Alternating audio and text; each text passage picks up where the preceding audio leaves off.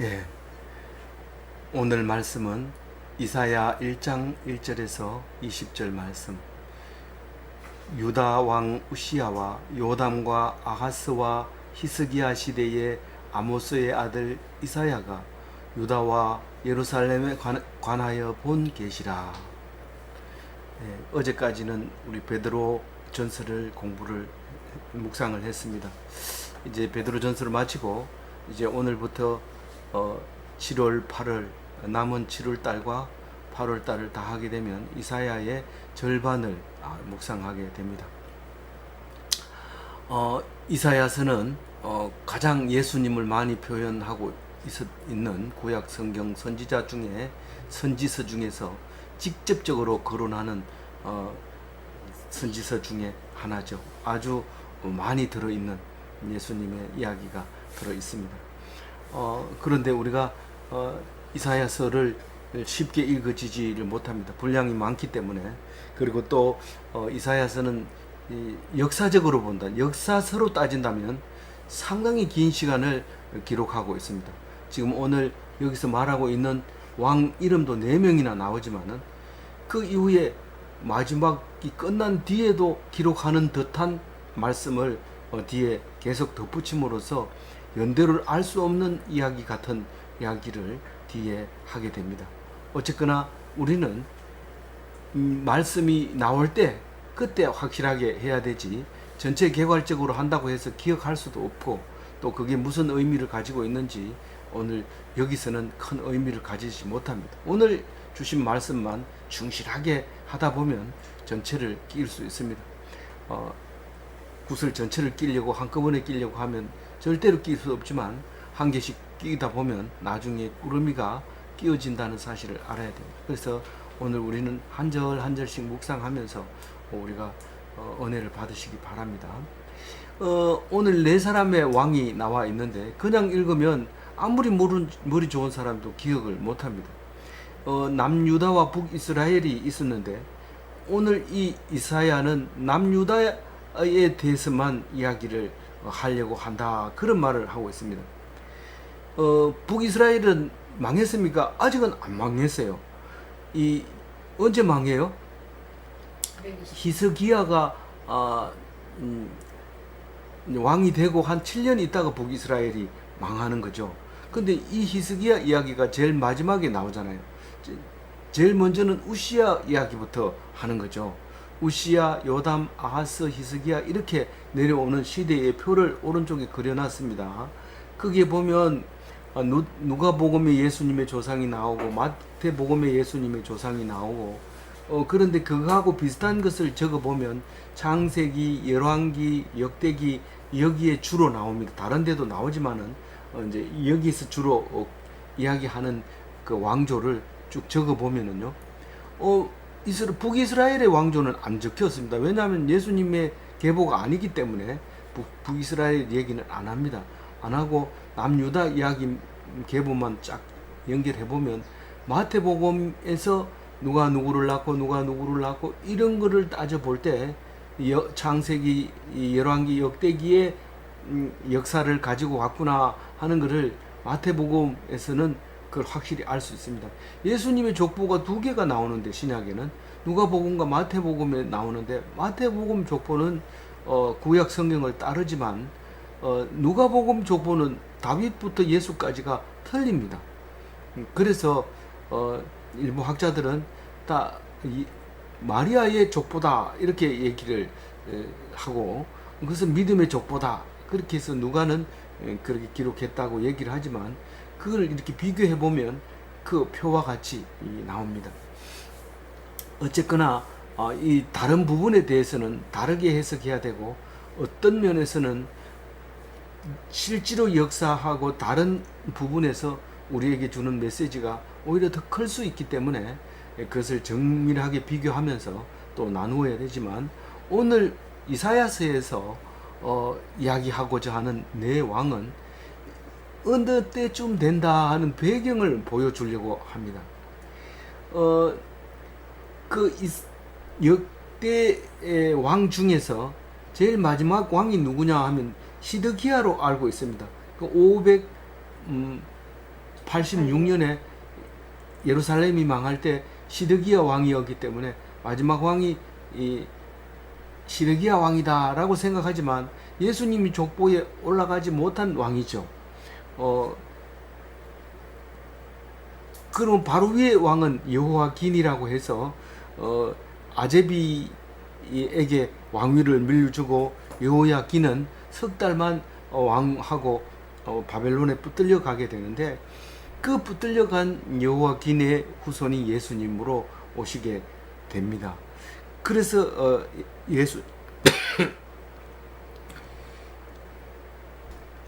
예수님의 족보의 마지막 사람이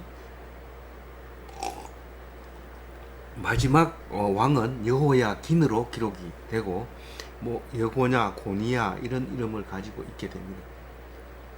어쨌거나 여호야긴의 아버지는 여호야김이었고 여호야김의 아버지 이름은 요시야였는데 사실은 요시야가 이스라엘의 마지막 왕이었다라고 말하고 있죠. 그래서 아마겟돈 전쟁이라는 영화도 있는데 마지막 인류 종말의 전쟁이다. 먹잇도 전쟁에서 요시아가 죽음으로써 명실상부한 유대는 이제 끝나게 되는 그런 모습을 보게 됩니다. 그런데 오늘 이사야서에서 주 무대에 등장하는 히스기야는 요시아의 정조 할아버지였던 거죠. 그러니까 뭐 연대야 길고 짧을 그는 다르지만은 어쨌든 아직 이스라엘이 남유다는 건재하고 있고 북이스라엘은 아직 망하지 않고 있을 때 이사야서는 기록하고 있다 하는 것을 우리가 알 수 있습니다. 명실공히 다윗 후손으로 다 오게 되어 있고 그래서 예수님도 다윗의 후손으로 와야 된다 하는 것에 대해서 우리는 왜 그 말을 하는가? 왕의 족보가 안 들어갔다 할지라도 그 속에 신앙으로서 우리는 예수님의 조상은 다윗이다. 누가가 보나 마태가 보나 예수님의 조상은 다윗이다. 그래서 다윗의 후손으로 예수님이 왔다 하는 것을 오늘 말하게 되는 것을 볼 수 있게 됩니다. 이제 히스기야는 이제 구약 다른 성경 역대기나 열왕기를 통해서 그 사적을 알 수 있지만 오늘 이 이사야서를 통해서 더 자세하게 알게 됩니다. 그 히스기야의 유명한 기도가 있죠. 기도함으로써 생명을 연장하게 되는 기도는 우리가 하지 못하는 기도를 했던 것을 기억합니다. 그래서 그 기도를 기억하면서 우리도 따라서 하려고 하는 그런 것을 묵상하게 되죠. 그 네모 칸에다가 역사적인 배경을 더 자세하게 기록을 해놨습니다. 우시야는 BC 791년에 왕이 되어서 39년을 통치하고 요담은 BC 752년에 왕이 되어서 16년을 통치하고 아하스는 BC 736년에 왕이 되어서 7년간 통치를 하고 히스기야는 729년에 왕이 되어서 31년을 통치를 하고 북이스라엘은 722년에 망하게 되고 그때가 북이스라엘 왕 호세아 9년에 망하게 된다는 얘기를 그 네모 안에 기록을 해놨습니다.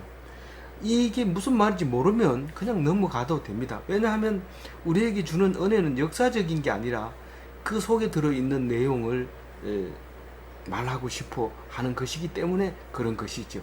그래서 알게 되면 그것이 도움이 되고 그렇지 않으면 또 우리는 다른 말씀을 우리가 받아들이면 되는 겁니다. 근데 아모스의 아들 이사야 했는데 아모스는 이사야의 아버지라는 이름 외에는 다른 데 기록한 게 없습니다. 물론 이름은 아모스는 여러 군데 나오지만은 이사야 아버지 아모스에 대한 기록은 없다 그런 말을 하고 있습니다. 물론 이제 유대의 전성으로 내려오는 책에는 있을 수도 있지만 우리 성경 66권에는 없다 이제 그런 말을 하고 싶습니다. 그리고 오늘 이사야서가 누구에게 말한 것이냐? 아직도 남북 두 집이라고 말합니다. 다른 성경에는 이 성경 이사야서에도 두 집이라는 말이 나오는데 8장에 가서 8장 41절에 가서 이스라엘의 두 집이다. 내가 시온에 한 돌을 두노니 이 두 집에게는 걸림돌이 될 것이다. 이렇게 얘기합니다. 그러나 그것을 믿는 사람에게는 구원의 돌이 된다. 그 예수님을 예언할 때 그렇게 표현을 했을 때 북이스라엘도 남유다도 다 예수님에 의해서 넘어지고 걸려 실족하게 되는 것이죠. 북이스라엘은 그렇다 하더라도 남유다는 어떻게 됐나요? 북이스라엘은 이미 망해버렸고요. 그래도 믿는 사람은 돌아옵니다. 돌아오지만 믿지 않는 사람은 결국은 망해버리고 사라져버리고 사마리아로 변경돼 버리고 이방인들이 들어와 사는 땅으로 바뀌어버리게 되고, 그리고 136년 뒤에 남유다가 멸망하는 이야기를 다른 선지자를 통해서, 특히 예레미야를 통해서 우리에게 심금을 울려주는 선지서를 남기게 되죠. 그럴 때 우리는 그 이스라엘의 두 집이지만 남유다는 예수를 안 믿음으로 오히려 북이스라엘보다가 더 비참한 결과를 초래합니다. 어떻게 해요? 주님을 알지 못하고 십자가에 못 박는 더 악랄한 민족으로 남아버리게 되고, 후일에 독일에 의해서 홀로코스트가 자행되어지는, 너희들이 예수를 죽였다, 그렇게 해서 대학살이 일어나는 그런 역사적인 결과도 가지고 오게 되죠. 어쨌거나 이 내왕을 거치면서 이사야가 말한 이사야서를 잘 묵상해서 하나님 앞에 영광 돌리는 그런 시간들이 다 되어 주시기를 바랍니다. 2절에 보면 하늘이여 들으라, 땅이여 귀를 기울이라, 여호와께서 말씀하시기를. 그 이사야가 지금 계시를 가지고 이렇게 말하고 있는 거죠. 하나님이 뭐라고 말씀하셨는데 그러냐? 그러면 이사야는 내 자식을 양육하였거늘 그들이 나를 거역하였도다. 하나님이 그렇게 말했다는 거예요. 우리가 자식이 클 때까지 젖을 주고 이유식을 주고 먹을 것을 주고 용돈을 주고 취직할 때까지 용돈을 대줬어요. 그런데 아버지를 거역하고 거역했다. 그 말을 2절에 합니다. 지금 이야기 처음 시작부터 답답하게 시작을 합니다. 하나님의 백성인데 하나님을 거역했다. 하나님께 대들었다. 하나님을 버렸다. 이렇게 말하고 있습니다. 3절에 보면 소는 그 임자를 알고 나귀는 그 주인의 구유를 알건만은 이스라엘은 알지 못하고 나의 백성은 깨닫지 못하는도다. 그렇게 말했다는 거예요. 하나님이 짐승하고 못하라는 얘기죠. 짐승은 얼마나 사람보다 나은데요. 소는요, 주인이 오면 가만히 있습니다.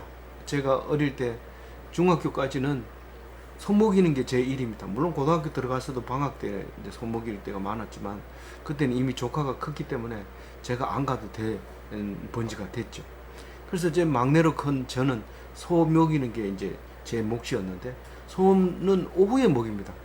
12시에서 1시까지는 더우니까 이제 점심 먹고 자다가 이제 해가 중간으로 넘어가면 2시나 이쯤 되면 소를 몰고 산으로 가서 저녁 때 해가 지기 전에 이제 소를 몰고 집으로 들어오는 게 그게 일과죠. 한여름에 그렇습니다. 겨울에는 못하죠. 그래서 이제 그 소는 그 임자를 알아요. 그리고 가면은 가만히 있어요. 그래 소 고삐를 잡고 집으로 가자 이러면 집으로 향해서 옵니다. 딴 집으로 안 가고. 그렇게 이제 알게 되는데, 나귀는 우리가 안 키워봤으니까 모르지만은 이게 남의 집 구유에 여물이 있어도 안 가는 것 같아요. 이 나귀는. 그래서 주인이 딱 정해준 구유 안에서 그걸 찾아가 가지고 기다리면 주인이 이미 갖다 놓은 여물이 있을 수도 있고, 안 갖다 주면 거기서 이렇게 기다리면 주인이 때를 따라서 갖다 주는 것을 알고 있는 거예요. 근데 그 이스라엘 백성의 하나님이 볼 때 이스라엘은 이게 주인을 못 알아보고 딴 데 가서 여물을 먹으려고 하고 다른 사람을 임자인 줄 알고 따라가고 그랬다는 거예요. 뭐 이게 우리는 뭐 처음 듣는 얘기 아니잖아요. 이스라엘 백성이 그랬다는 거예요. 그걸 나보고 들으라는 이유가 뭡니까? 어떤 사람이 그랬는데 라고 얘기를 하면 그 얘기 왜 나한테 얘기하는데? 알죠. 왜 하는지 알죠. 그러면서 따집니다. 그 얘기를 왜 나한테 하는데? 그렇다고 그 사람이 그렇다는 얘기를 하는 거. 뭐 얘기를 말도 못하나? 이런데 아주 불쾌하죠. 왜 불쾌합니까? 자기가 그런 거를 알기 때문에. 백성이 하나님을 깨닫지 못한다는 거. 한번 4절 읽어봐요. 시작. 슬프다 범죄한 나라여 허물진 백성이여 행악의 종자여 행위가 부패한 자식이로다.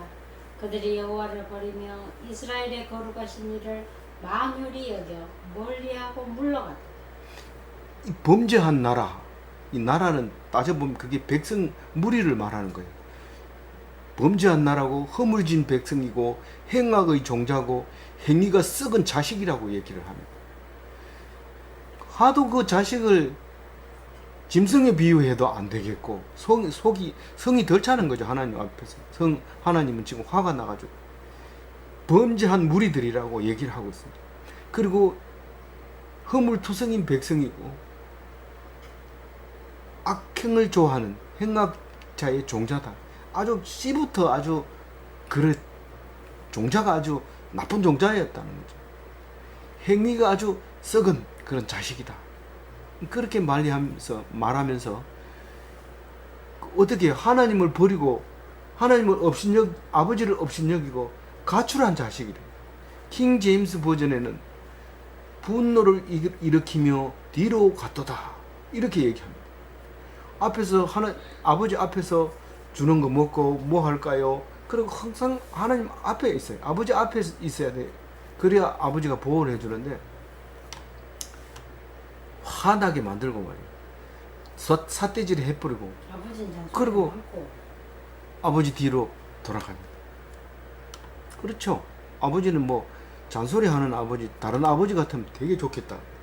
실제로 아버지가 친구 데리고 오면 잘해줍니다. 근데 나한테는 그렇게 준 거 못 봤어요. 근데 친구한테는 잘해주는 거예요. 이게 아버지가 진짜 맞는가? 다른 집에 가면 잘해주는 거예요. 그래서 난 그게 아버지인 줄 알고 그 집에 가가지고 나 좀 자면 안 될까? 가출해가지고 친구 집에 잡니다. 하루 이틀 자지요. 3일째 가면 밥도 주려고 하면 좀 신경 쓰입니다. 그래가지고 안 줍니다. 미운 밥을 먹고 눈칫밥을 먹고 돌아가려니까 체면에 안 들었어. 못 가지. 그 아버지가 화가 나는 거죠. 그러면서 5절에 이렇게 얘기합니다. 읽어보면 같이. 너희가 어찌하여 매를 더 맞으려고 폐역을 거듭하느냐. 온 머리는 병들었고 온 마음은 피곤하였어요. 거기 가서 눈칫밥 먹었으면 한 끼 먹었으면 두 번째는 먹지 말아요. 또 들어갑니다. 또 들어가. 그러면 미운 데다가 밥 많이 먹고 일 안 하고 시끄럽고 떠들고 이러면 그 집에 뭐라 하겠어요. 그러니까 아버지 입장에서는 매를 벌고 있는 거죠. 너가 지금 거기 기분 나빠가지고 갔으면 네가 지금 머리가 나빠서 그렇게 했구나 그거 봐줄 수 있는데 하룻밤 잤으면 눈치를 보고 그만 다시 와야 될 거 아니에요.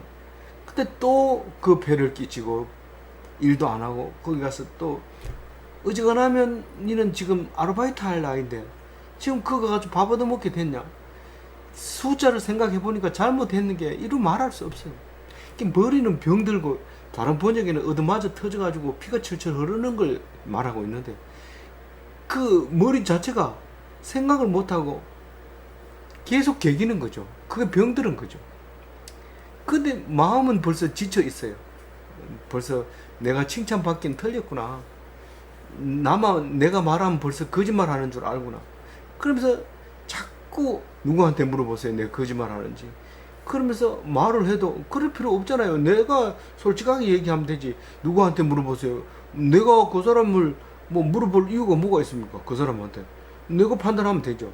근데 뭐 누구한테 물어보세요. 뭐 나는 뭐 이렇습니다. 그렇게 자꾸 그 마음이 지쳐 있는 거예요. 피곤해가지고 있는 거예요. 그러니까 집 나간 자식이 그 마음을 가지고 있다고. 머리는 병들었고 온 마음은 피곤하였으며 6절을 읽어봅니다.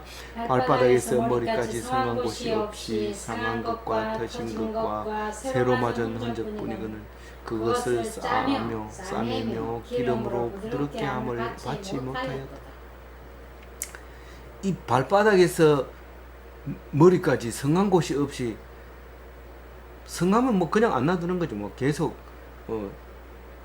때려주고. 그런데 이 맞아가지고 터진 건데, 이 전부 맞아 터지는 게 오래된 딱지가 앉은 게 아니라 새로 터진 거예요. 새로.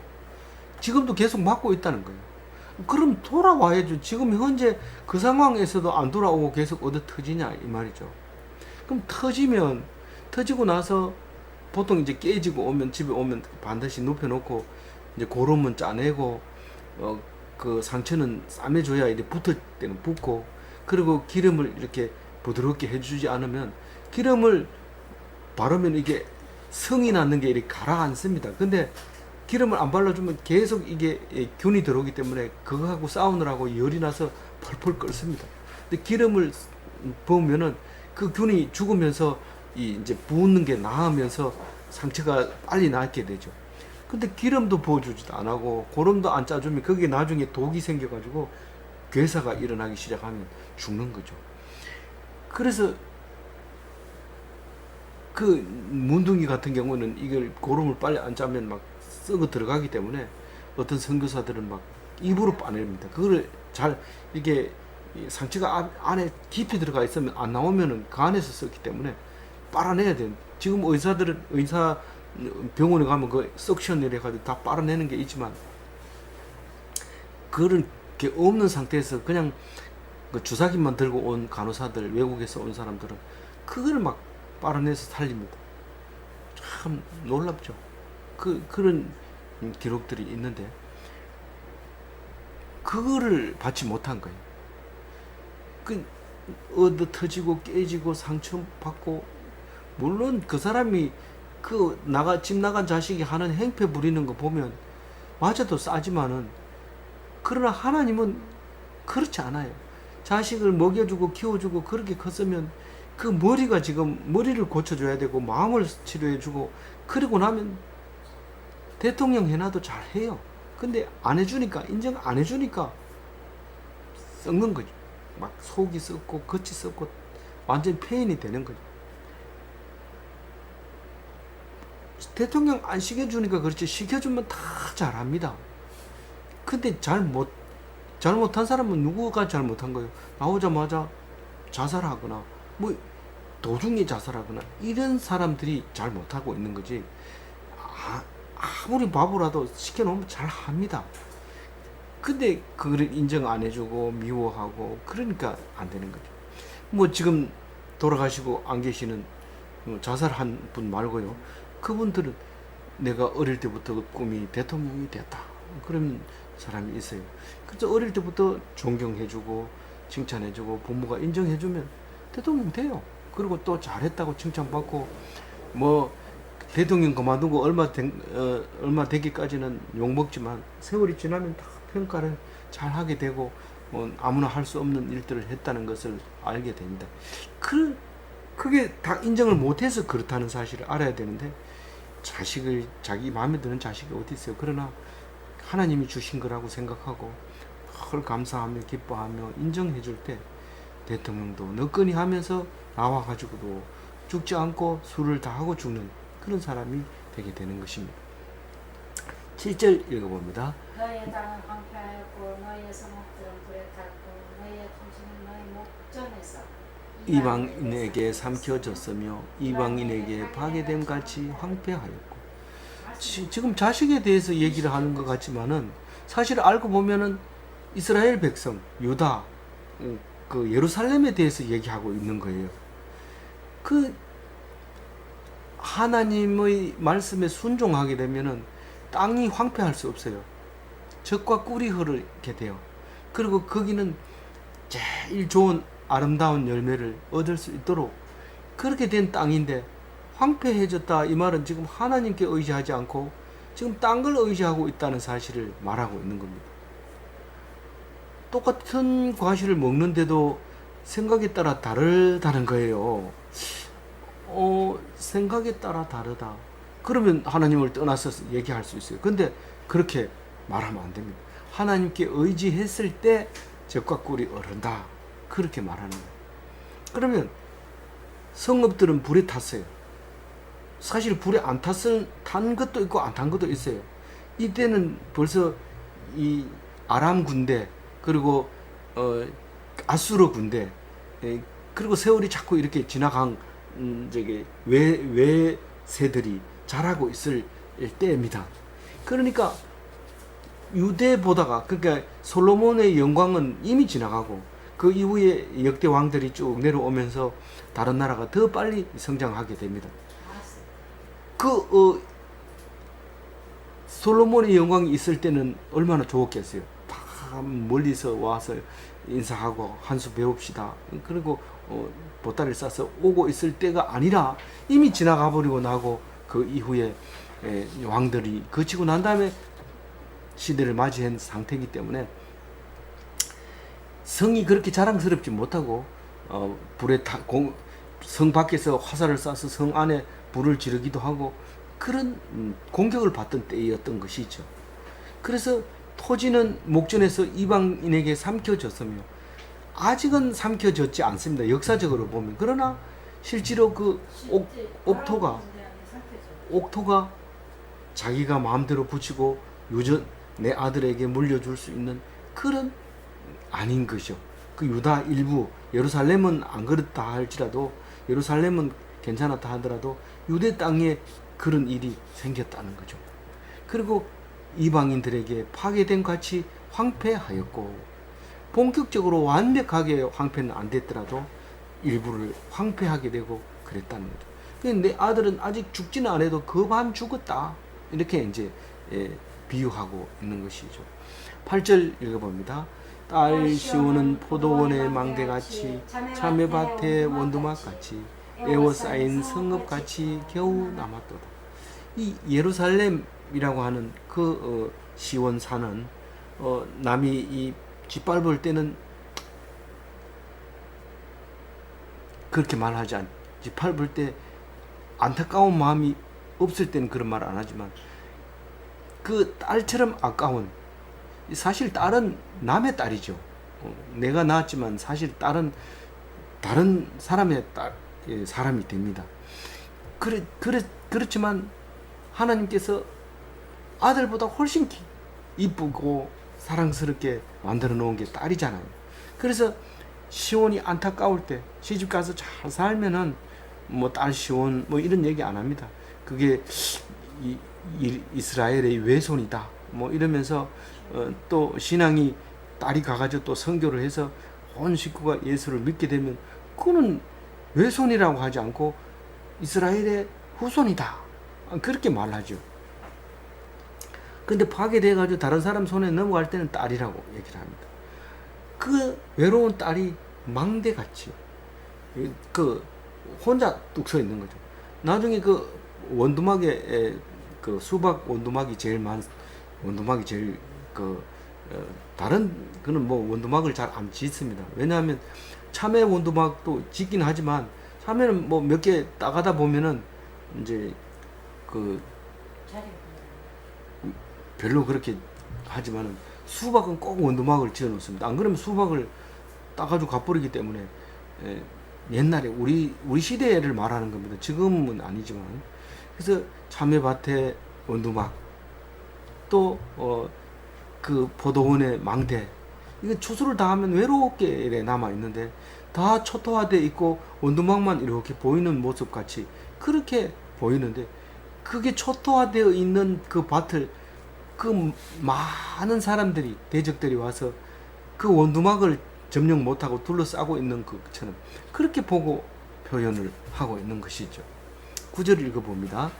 만군의 여호와께서 우리를 위하여 생존자를 조금 남겨두지 아니하셨다면 우리가 소돔 같고 고모라 같아서리로다.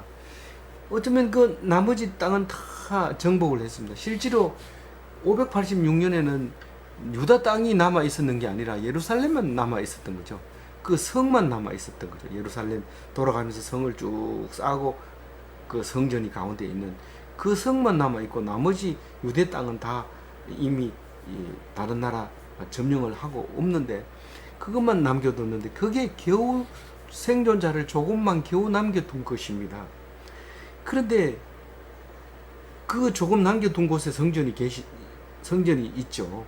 거기에 하나님이 계시죠. 그런데 그것을 하나님을 위해서 남겨두었다는 겁니다.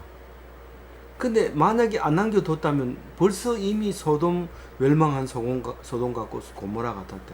이 소돔과 고모라는 사실 1000년 전에 이 말하기 1000년 전에 사해 바다로 밑으로 가라앉아 버린 동네를 말하는 거죠. 그 사해 바다가 원래 이 지중해로 흘러 들어가던 그 갈릴리 그 헬몬산에서 내려온 물이 갈릴리 바다를 적시고 이 사해에 가서 바다를 만들었다가 지중해로 흘러가야 되는데 소돔과 고모라가 멸망하면서 땅이 너무 깊이 빠져가지고 지중해로 못 나가니까 썩어서 사해가 돼버리죠. 그 사해에 있던 그 동네 이름이 소돔과 고모라인데 그거처럼 이름 없이 싹 사라져 버릴 땅이 예루살렘 성입니다. 예루살렘은 지금 굉장히 높은 곳에 있습니다. 사해에서 쳐다보면 한 1000m 이상 높은 곳에 있는 그런 예루살렘 성이죠. 그럼에도 불구하고 하나님이 안 남겨뒀다면 똑같이 망했을 거라 그렇게 얘기를 하고 있습니다. 10절 읽어봅니다. 시작. 너희 소돔에 가는들아 여호와의 말씀을 들을지어다. 너희 고모라의 백성아 우리 하나님의 법에 귀를 기울일지어다. 이렇게 말하는 건 누구예요? 소돔과 고모라는 이미 없어지고 없는데 너희 소돔에 가는들아 고모라의 백성들아 이렇게 부르는 건 뭐예요? 이스라엘 백성을 소돔과 고모라 같은 죄인 백성들아 이렇게 말하고 있는 거죠. 뭐 말할 거 없잖아요. 11절을 읽어봅니다. 여호와께서 말씀하시되 너희의 무수한 재물이 내게 무엇이 유익하냐? 나는 순양의 번제와 살찐 짐승의 기름에 배불렀고 나는 수송아지나 어린 양이나 순염소의 피를 기뻐하지 아니하노라. 이게 무슨 말입니까? 무수한 재물, 제산 말하는 거 아닙니다. 희생 재물을 말하는 거예요. 희생. 하나님께 드린다 하면서 엄청 많이 잡은 그 제사 재물을 말하는 겁니다. 물론 이제 곡식도 재물이 될 수는 있지만 여기서는 지금 그걸 말하는 거예요. 곡식은 또 많이 태우지도 않고 많이 먹습니다. 이제 한 줌, 두 줌만 태우고 먹기 때문에 재물 이러면 그래도 번제물 완전히 태우는 그것을 말하는 겁니다. 그 희생 재물을 엄청 잡았다는 거예요. 그런데 하나님한테 이익이 없다는 거예요. 너희들이 하나님께 드리는 재물 맞지? 근데 그게 뭔 내한테 재물이 유익하겠냐? 그 말을 하고 있는 거죠. 순양 제사 지낼 때 번제는 꼭 순양을 드립니다.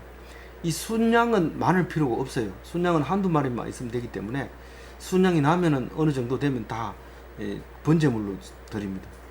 이 살찐 짐승을 또 기름진 짐승을 특별히 골라서 드리는 거는 이제 뭐 속죄제라든가 무슨 뭐 다른 제목으로 절기제라든가 이럴 때 그걸 잡아서 여럿이 나누어 먹기도 하고 그러죠. 그런 거를 또 특별히 속죄제 같은 경우는 수송아지를 드리죠. 어린 양 그리고 순염소 이런 것은 사실 아까운 값 나가는 가치 있는 이런 소들인데 그를 피를 이제 번제물에 뿌리고 정결하게 하고 이런 것을 엄청 많이 했다는 거예요. 이거 읽어보면 그런 뜻이에요. 죄를 저질러 놓고 가서 소를 드리고 죄를 저질러 놓고 소를 드리고 계속 그런 짓을 한 거예요.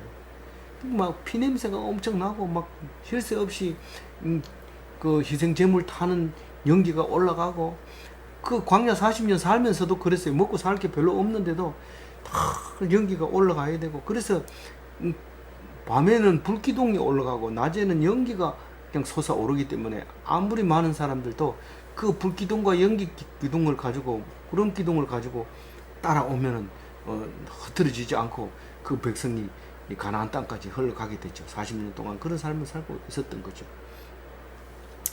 그래서 그 보면은 어 내가 기뻐하지 않는다. 왜 기뻐하지 않는데요? 12절입니다. 너희가 내 앞에 보이러 오니 이것을 누가 너희에게 요구하였느냐? 내 마당만 밟을 뿐이라. 하나님께 드릴 때는 자기 죄를 진심으로 회개하면서 나 대신 이 금지 오ገብ으로 기른 이 양 한 마리밖에 없는 이것을 전체를 드리겠습니다.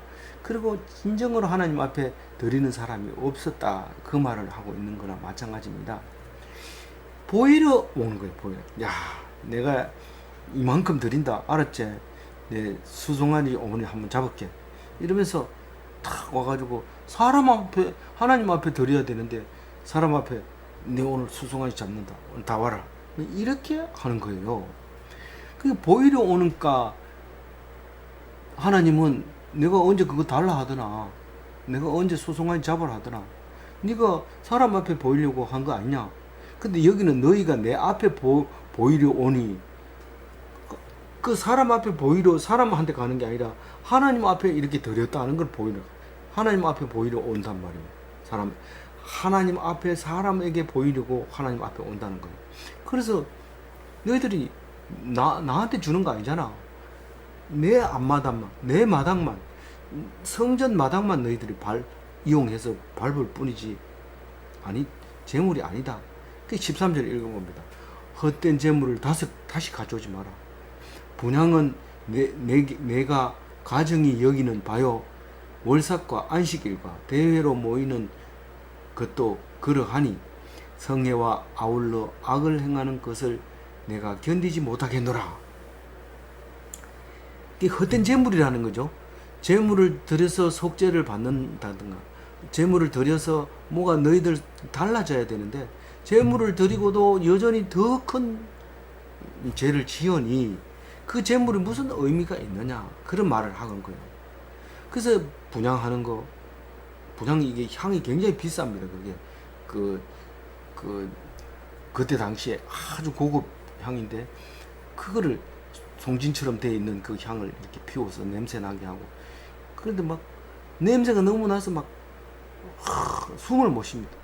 우리가 그 중국에 가면은 꼭 이제 그 절에 갑니다.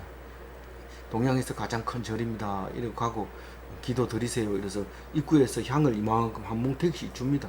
그러면 우리는 뭐 이게 뭐 분양하라 그러면 이렇게 조그마한 거를 불 붙여가지고 이렇게 꼽아놓고, 그래도 뭐 많이 피우는 데는 냄새 나서 못 들어가요. 근데 이렇게 몇 개만 이렇게 꼽아놓는데, 거기는 하나님께 이제 그 신에게 뭐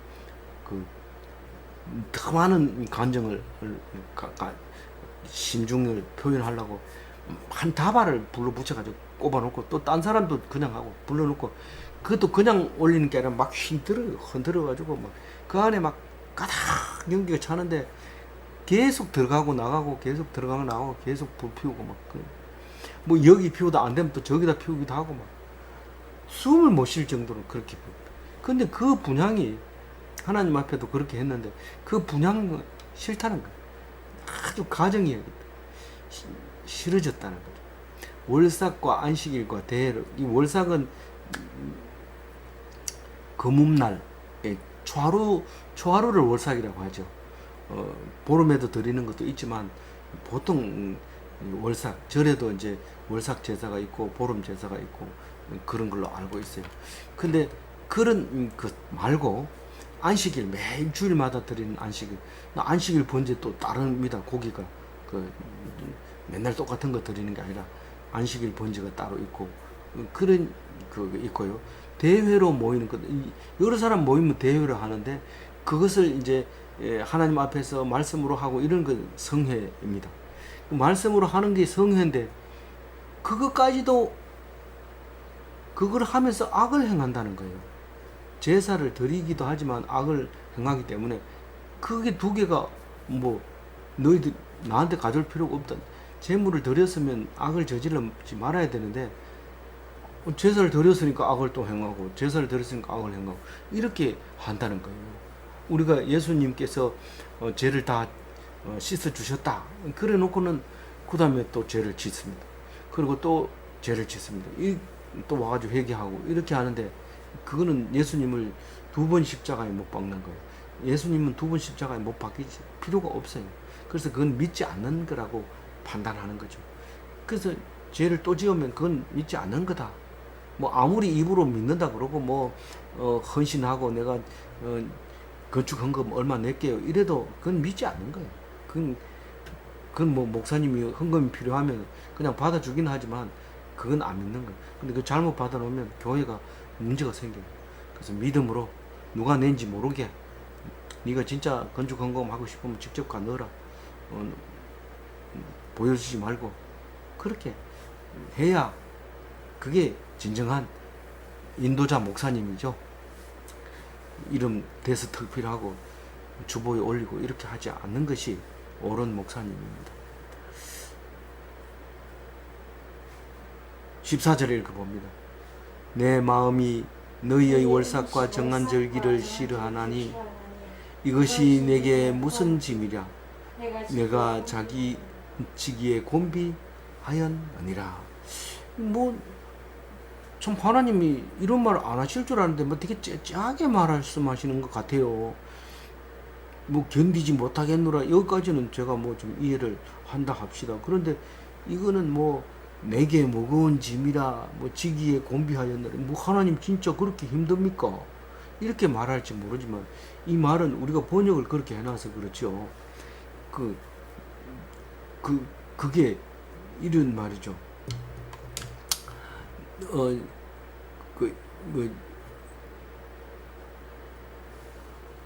14절 공동 번역에는 너희가 지키는 초하루 행사와 축제들이 나는 정말로 싫다, 귀찮다, 이제는 참지 못하겠다, 이런 말이에요. 뭐 그 정도야 하나님이 할 수 있는 거 아닙니까? 귀찮다, 내가 뭐 그거 일일이 봐주려니까 귀찮다, 참지 못하겠다. 근데 그게 사람 똑같아요. 야, 언제까지 우리가 하나님한테 이래야 되느냐. 내가 조금 못했다고 또 소를 잡아야 되고, 조금 내가 잘못했다고 뭐 송아지 염소 잡아야 되고, 이러면 진짜 싫다. 뭐 잘못할 때마다 그렇게 해야 되냐. 근데 사람의 마음이 하나님 마음하고 똑같은 거예요. 그렇게 하는 게 싫다는 거예요, 하나님이. 내가 소를 잡았으면 적어도 소값을 해야죠. 소를 바쳤으면은 다시는 그런 짓을 하지 말아야지. 또 그런 짓을 하면 또 소를 바쳐야 돼. 그 소 한 마리 키우기 얼마나, 우리가 볼 때는 뭐 그때 소가 많아가지고 바쳐도 괜찮겠지. 그때는 지금이나 소 한 마리 바치기가 쉽지 않습니다. 근데 그거를 바쳐놓고 또 더 나쁜 죄를 짓습니다. 왜냐하면 그 소값을 빼내야 되니까요. 참 희한한 말이죠. 우리가 예수 믿는다고 해가지고 가서 빌었으니까 됐다 이러지만 또 나쁜 짓을 하면은 또 가가지고 빌어야 되고, 그건 하나님 싫다고 그래요. 그런 거.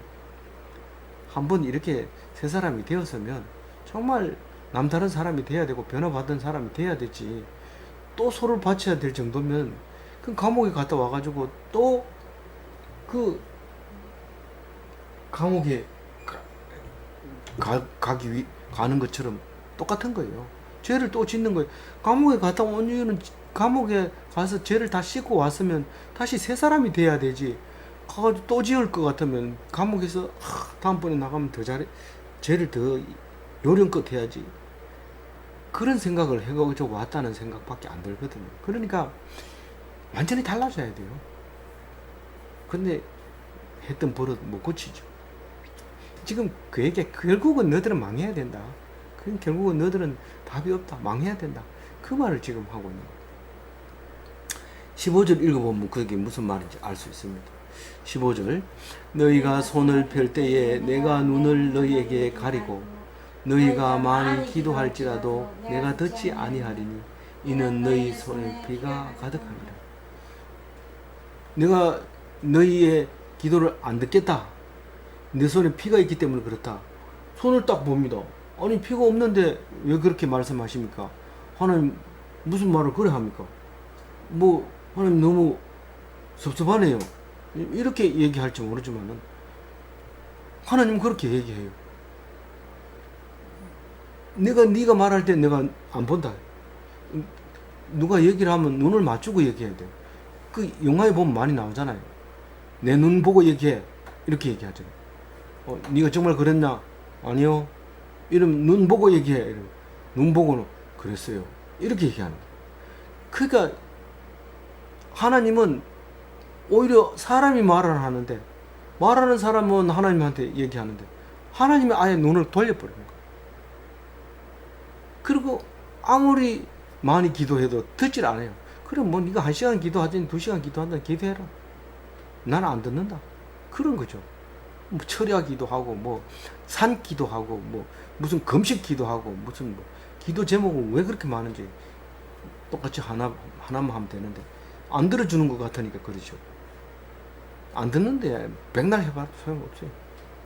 안 듣겠다는 거예요. 내가 듣지 아니하리니 이는 너희의 손에 피가 가득하다. 손에 피를 들고 기도하는 거예요. 피를 철철 흘리면서 내가 사람을 잡았습니다. 잡았으면 빨리 가가지고 회개하고 갚아라. 그러면 내가 알아서 너 기도를 들어줄게. 마태복음 5장 23절에 그러므로 예물을 제단에 드리다가 거기서 내 형제에게 원망 들을 만한 일이 있거든. 일이 있는 것이 생각나거든. 예물을 제단 앞에 두고 먼저 가서 형제와 화목하고 그 후에 와서 예물을 드리라. 참, 이 말씀 마태복음 5장 23절 이 말씀 어렵습니다. 어떻게 교회 와가지고 갑자기 나갑니까? 어떻게 생각이 났다고 예배 드리다 중간에 나갑니까? 그래도 예배 드리고 가야죠. 예배 드리다가 이 말씀 읽다가 갑자기 예배 드리고 막 뛰쳐나가는데 절반 이상 아니 절반만 나가나 그러고 봤더니 거의 다 나갔어요. 그럼 예배 못 드립니다. 지금 한 시간이 넘어. 1시간 15분. 참 이사야서 길죠. 20절이나 그렇게 오래 하는 게 어떻게? 그래서 우리 사모님 졸고 있습니다. 그런데 이 형제하고 화목을 하는 방법은 딱 한 가지밖에 없습니다. 3시간. 뭡니까? 예수 믿고 기도하는 거. 그리고 믿는 거예요. 이제 그 친구가 나를 죽이면 내가 죽겠습니다. 그리고 예배 끝까지 드리고 가요. 그 생각난다고 해서 가가지고 화해 드리다가 화해가 안 돼가지고 예배 영원히 못 드리는 수가 있어요. 그러니까 끝까지 하나님 의지하고 믿고 그러면 교회 문 앞에서 그 친구가 딱 나와가지고 너 잘 만났다. 배에다가 칼을 찌르면 죽으면 돼요. 그게 순교입니다. 그게 하나님 앞에 드리는 제사입니다. 그래서 그 15절을 우리는 마음속 깊이 가지고 있어야 돼. 15절 한번 읽고 넘어갑니다. 시작. 너희가 손을 펼 때에 내가 내 눈을 들어 가리고 너희가 많이 기도할지라도 내가 듣지 아니하리니 이는 너희의 손에 피가 가득함이라. 죽을 각오로 해야 됩니다. 16절. 너희는 스스로 씻으며 스스로 깨끗하게 하여 내 목전에서 너희 악한 행실을 버리며 행악을 그치고. 하나님의 뜻을 따라가야 되는데 정결해야 되고 악행을 하면 안 된다 그 말입니다. 17절 읽어봅니다. 선행을 배우며 정의를 구하며 학대받는 자를 도와주며 고아를 위하여 신원하며 과부를 위하여 변호하라 하셨느니라. 지금 내가 기도하는 거는 그 일이 이루어지게 해주세요. 그런데 공부 하나도 안 하고 정의와 공의 20파트. 예, 그게 공의가 아니죠. 공부하는 게 중요한 거지 시험 붙여달라고 하는 게 안 되는 거죠. 그거는 17절을 위반하는 거예요. 내가 열심히 했는 만큼 생각나게 해주세요. 이렇게 기도하는 건 되는데 그거 기도하는데 몇 시간씩 걸리고 저기 가빠에 가서 엿붙이면서 기도하고 이렇게 할 필요는 없잖아요.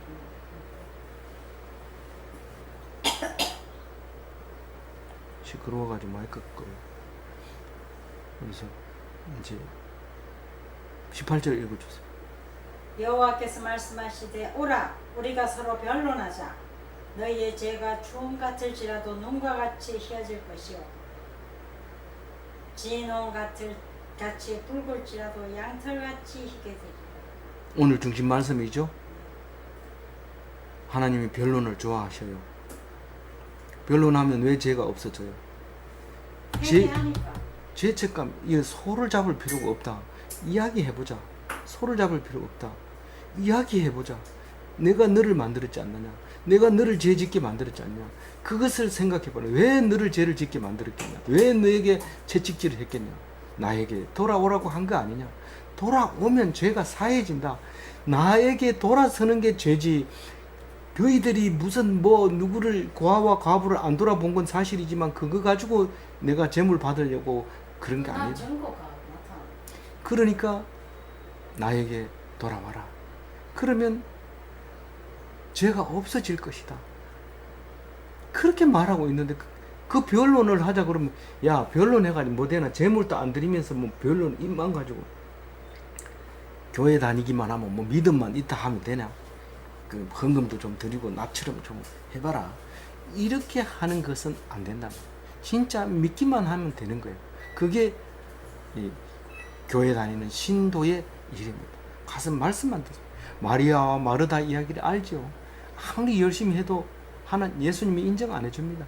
말씀을 듣고 믿음을 가지는 게 그때 중요한 거죠.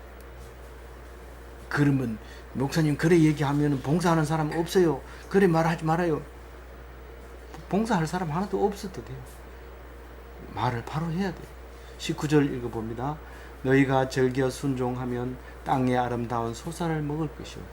말에 거절하고 열심히 일하면은 아름다운 소산을 먹는 게 아니라 열심히 해가지고 때 묻은 거 이런 거 먹게 돼요. 근데 믿음으로 하면 그렇게 아름다운 것을 먹게 돼요. 그 각설이 타령에 보면 그 얘기가 나와요. 남들이 못 먹는 귀한 음식을 그 거지가 다 먹게 돼요. 부잣집 앞에 가 있으면 희한한 음식도 먹게 돼요. 근데 지껏 지 먹겠다고 앉아 있으면 보리밥밖에 먹을 게 없어요. 20절 읽어봅니다. 너희가 거절하면 배반하면 칼에 삼켜지리라. 여호와의 입에 말씀. 근데 순종 안 하고 배신하고 아버지가 어디 있어 이러면서 다른 신을 섬기고 그러면 칼에 삼킨 바가 되리라. 죽습니다. 아무쪼록 하나님께 순종해서 아름다운 소산을 먹으시는 드시는 오늘 맛있는 거 드시는 그런 멋진 기독교인이 되시기 바랍니다. 그리고 말씀을 떠나지 마시기 바랍니다. 변론하면 죄가 없어집니다. 그 죄 때문에 끌려다니고 죄 때문에 엉뚱한 짓을 하고 손아 잡고 밤새도록 기도하고 쉬지 않고 기도하고 그렇게 마시기 바랍니다. 기도하겠습니다. 하나님 감사합니다. 이제 이사야서를 읽으면서 안 빠지려고 하다 보니까 긴 시간이 걸렸습니다. 오래 참고 견딘 모든 사람은 오래 기도한 사람보다 더 귀히 여기고 더 아름다운 음식으로 더 아름다운 식물로 채워 주옵소서. 말씀을 묵상한 것을 기뻐하게 하여 주옵소서. 감사하게 하여 주옵소서. 예수 그리스도 이름으로 기도 올리옵나이다. 아멘.